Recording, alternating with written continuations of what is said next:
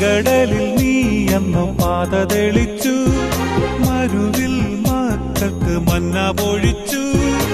എരിവെയിലിൽ മേഘത്തണലായി, ഇരുളിൽ സ്നേഹനാളമായി,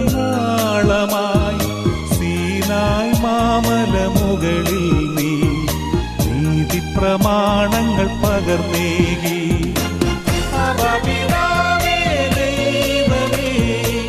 അവിടുത്തെ രാജ്യം വരേണമേ, അങ്ങേ തിരുഹിതം ഭൂമിയിൽ എന്നും നിറവേറണമേ.